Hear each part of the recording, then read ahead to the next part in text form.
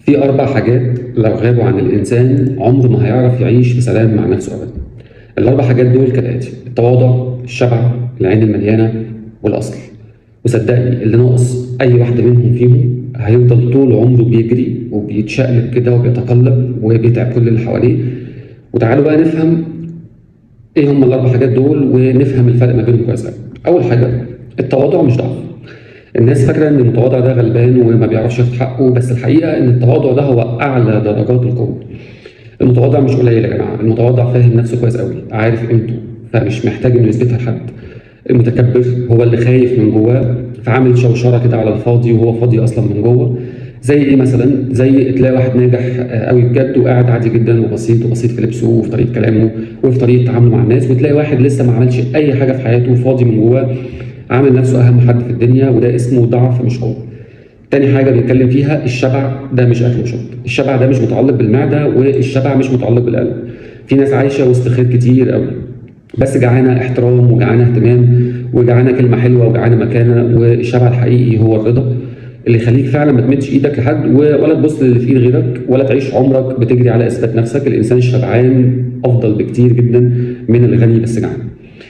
تالت حاجة احنا هنتكلم فيها هي العين المليانة، وهي أجمل نعمة من ربنا سبحانه وتعالى. العين المليانة هي اللي تشوف خير غيرها وتفرح له. العين الفاضية بقى اللي دايما مش بتشوف غير النقص اللي فيها. العين المليانة دايما بتشوف نجاح غيرك مش تهديد، ورزق غيرك مش ظلم، وجمال غيرك دايما مش مقارنة. إنما العين الجعانة بقى للأسف مهما تتملي برضه بتفضى تاني، لأن هي أصلا في الأساس هي عين جعانة. يعني زي ايه مثلا؟ في ناس ممكن تديها 1000 حاجة أو تاخد 1000 حاجة من الدنيا وتشتكي بس من حاجة واحدة مش معاها. دي عين جعانة ومش محتاجة رزق، دي للأسف محتاجة تربية. الأصل مش منظر ولا شهادة، الأصل مش لبس ولا فلوس ولا مكانة، الأصل سلوك، الأصل تصرف، الأصل موقف.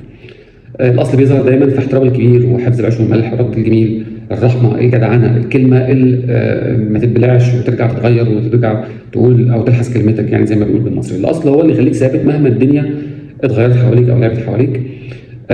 مثال مثلا على الموضوع ده: واحد فقير جدا بس بتلاقيه أصيل وعشرته حلوة وبيكسب قلوب الناس، واحد تاني غني بس قليل الأصل وبقلة أصله دي بيخسر كل الناس. الخلاصة بقى ليه ال4 دول مرتبطين ببعض؟ إن التواضع بيخليك تعرف حق نفسك، الشبع بيخليك مرتاح من جوه، العين المليانة بتخليك تعيش في سلام وفي أمان، والأصل بيخليك دايما جميل في نظر ربنا سبحانه وتعالى قبل ما تبقى في نظر الناس. ولو فقدت أي واحدة فيهم حياتك مش هتمشي مستقيمة. اللي مش متواضع حياته هتبقى عبارة عن مقارنات، اللي مش شبعان هيفضل طول الوقت ناقص للأسف. اللي عينه مش مليانة هيكسب حياة نفسه وحياة اللي حواليه بالغيرة، واللي ملوش أصل هيخسر كل حد بيحبه. خلي عندك تواضع.